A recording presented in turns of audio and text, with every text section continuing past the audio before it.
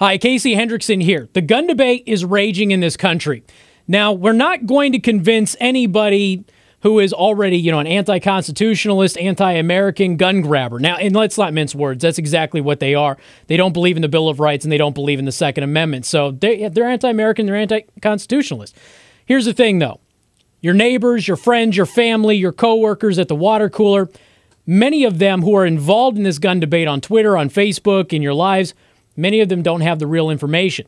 And we already know that the FBI stats on you more likely being killed with a hammer or a stick than a firearm really is become kind of irrelevant, even though it's true, because people are ignoring it. So I crunched some numbers.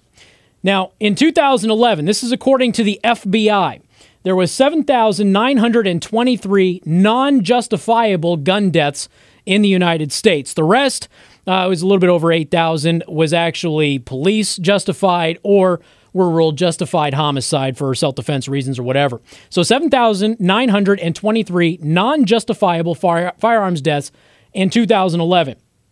Now, assault weapons, so-called assault weapons, account for about 2% of those, which amounts to just over, in 2011, 158 people being killed by these so-called assault weapons, which are dominating our gun talk right now. We're talking about 158 people annually.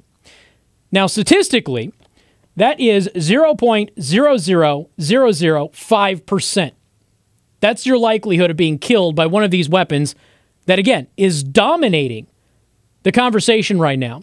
That Congress is trying to pass laws to change these the legality of these weapons because of safety. And yet you stand a 1 in just over 2 million chance of being killed by one of them. Clearly, they're not focusing on the real threats, which are handguns, hunting rifles, and things like that, which are used far more in gun crimes than these so-called assault weapons. So I decided to go ahead and crunch some numbers for you.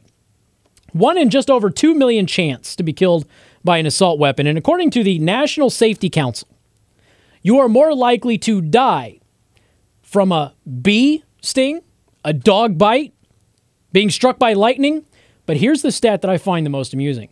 According to the National Safety Council, you're more likely to be tried, convicted, and sentenced to death and be executed in the American penal system than to be killed by a so-called assault weapon. Now, I'm not going to convince the Pierce Morgans and the gun grabbers out there, but if you tell your neighbors and your friends you're more likely to be executed legally by the American penal system than to be shot by one of these weapons, maybe, just maybe, you win hearts and minds. I'm Casey Hendrickson. Thanks for watching.